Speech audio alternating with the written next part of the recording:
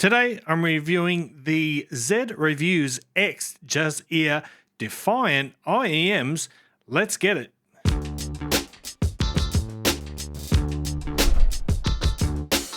What's cracking, audio fans? It's David here from Prime Audio Reviews.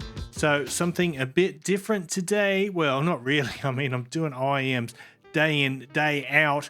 But this is a $99 IEM. It is a quad driver. It's got one dynamic driver and 3 balanced armatures. The box looks just like this. And there are two colorways. You can get this jade green one, and there's also a rainbow one. And it comes with a lovely little zipper carrying case like this. Let's have a look at the IEMs. I couldn't resist the jade green. I had to go with the jade green IEM. But before we look more closely at those, I'll just remove the cable here and I'll talk quickly about this cable. This is the Juzear's flare cable. I believe you can buy this separately. You can purchase this separately. Don't quote me on that, but I think you can. And it is a mixture of OCC or Ono continuous cast copper and silver plated copper. So you get that texture and warmth from the pure copper, and you get that extra fidelity from the silver plated copper wires blended in there. This is a modular cable. It comes with 3.5mm and 4.4mm termination, and it's easy to swap them out. You just unscrew that little bit, pop that out, and yeah, real super easy. It's a nice cable. It handles really well. One little nitpick that I do have, like this would go really well with the rainbow colorway, but for the green one, I would have preferred a neutral black or a white, but you know, that it's not a complaint. It's just a personal preference thing. But yeah, that's a nice cable, really good, especially considering the price for the package, which is $99. But feast your eyes on these beauties. Aren't they just spectacular? I mean, for a $99 IEM, they don't get much better looking than that. So naturally, it's a 3D printed resin housing, and you got your left and right markings there, Z Reviews logo and the Juzear logo there. Really nice, just a glossy black shell, nice medical grade resin. They're very comfortable in my ears. They are slightly large, but they're not outrageously big. For me, they fit really well. Passive noise isolation is pretty good, but just look at them. They're so pretty. And by the way, these are available as of today, which is the 28th of April, 2025. And we're going to dive right in now, talk about how these sound. So these are pretty easy to drive. You don't need a powerful source. You can plug them straight into a smartphone or a laptop, or preferably a dongle DAC at the minimum.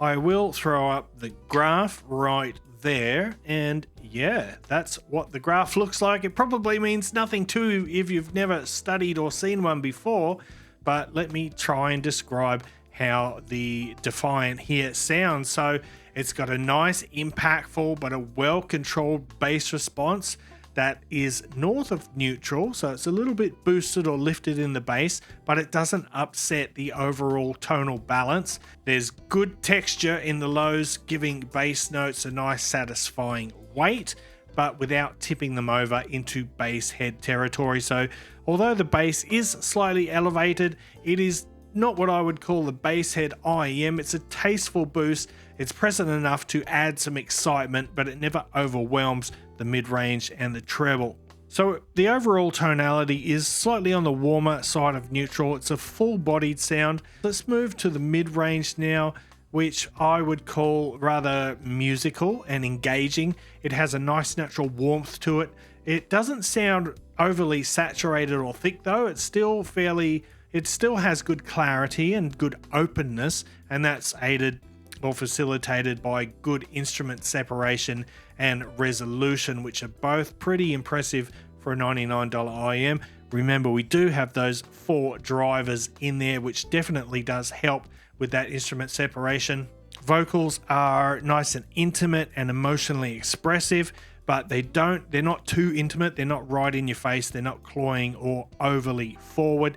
There is a slight recession in the mid-range, but the vocals still have plenty enough vibrancy to come out of the mix. And then there's the treble, which is smooth, yet nice and crisp. It's got good clarity and definition. It doesn't have any harshness or any sizzle or any sibilance. So in other words, it's a safe treble tuning and it's non-fatiguing. Now, the detail retrieval is, I would say, it holds its own. It doesn't leave you wanting, but if you're doing critical listening and specifically looking out for micro details, there are other IEMs in this price range that do it better. But I think for the most part, considering you get that musical tonality, that musical presentation, the detail retrieval is pretty good. And in terms of soundstage proportions, they're pretty good in both width and depth. It's a fairly spacious sounding IEM despite having that, musical warm tonality. There's good note density in there, and the instrument separation, like I said, is good. So the imaging is quite good as well. You do get a bit of a good idea of the placement of each element, within that soundscape. So yeah, it's pretty impressive in that regard. But let's do a couple of quick comparisons. I'm going to start with the Eiffel Explorer here. Now the Explorer it's one dynamic driver and 2 balanced armatures. So despite being cheaper, the Defiant here is $99. The Explorer, or at least when I reviewed it, I think it's $119 or maybe $129. It's one of those. The Explorer's shells are a little smaller, so if you have tiny ears, you might have a better fit with the Explorer. But let's talk about the sound difference. So the Explorer definitely has more emphasis on the low frequencies, or aka the bass. It has a thicker, meatier bass with more rounded and softer notes, whereas the Defiance bass is much more defined. It's got crisper attacks. It's got a nice clean leading edge on those bass notes. And no, don't even wonder what I'm doing there. I'm picturing the bass, how it sounds in my mind, but it probably doesn't convey that well in a video of my hands. So just ignore that for a moment. So the Explorer's mids are denser and more saturated. And as a result, male vocals are a bit richer, but there's more congestion in the mid-range. It sounds thicker. It's slightly veiled compared to the Defiant, which is more spacious and has better clarity in the mids. And then in terms of treble, the Explorer has a more laid back treble. Again, that's due to the quantity of bass in there that counterbalances it. And it also has slightly less lift in the presence range, which is like that sort of 2 to 4 kilohertz area. So it gives the Eiffel a darker tonality and slightly smaller soundstage dimensions than the Defiant. So yeah, Explorer, more bass, meatier bass, thicker sound, darker sound. Now let's move on to the next one, which is the Truth Ear Hexa. And it's not going to sit up nicely. I'll just put it like that. So the Hexa here is also a quad driver configuration. It's also got 1 dynamic driver and 3 balanced armatures. But Hexa's bass is closer to neutral compared to the Defiant's elevated bass. It has a more linear transition, more like a straight line from the bass to the mid-range, so it maintains its neutral character all the way throughout. And when you add to that some extra lift in the presence region, that 2 to 4 kilohertz that I mentioned, the Hexa's presentation is leaner and brighter overall. The Hexa's bass, it doesn't match the Defiant in terms of impact or texture. So if you're a real bass lover, you'll probably prefer the Defiant. But vocals on the Hexa are more forward, but they have a leaner note size. They're not as dense. Percussion attacks like snare drums, they come through the Hexa with a bit more crispness and a bit more snap. The Hexa's soundstage is a bit wider, but it isn't as deep in forwardness as the Defiant, but the Hexa has a more spacious presentation, but its mid-range notes, they lack the density and the fullness that's in the Defiant. So the Hexa, a very spacious, lighter sound, whereas the Defiant is a little warmer, a little denser, fuller, and slightly more natural to my ears. But anyway, that is the Z Reviews X Juzear Defiant Quad Driver IEM.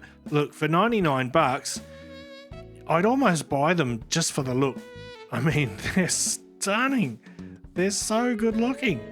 Oh man, and they're comfortable too. But not only that, these actually do sound really good. If you're a neutral lover, or if you're looking to find every subtle, tiny little detail in the music, then perhaps this isn't for you. But if you're looking for a really good daily driver, one that's versatile across multiple music genres, one that's non-fatiguing, one that has a nice, enjoyable, really engaging bass impact, then the Defiant is a good IEM. In fact, I'm actually going to replace the Explorer with the Defiant on my best IEMs list on the website. There's a link down in the description. Okay, that's about it for this video. So thanks for watching. If you liked it, give it a thumbs up, PAR Family Audiophile style. And if you're new here, hit that subscribe button before you go. And until next time, I'll see you later.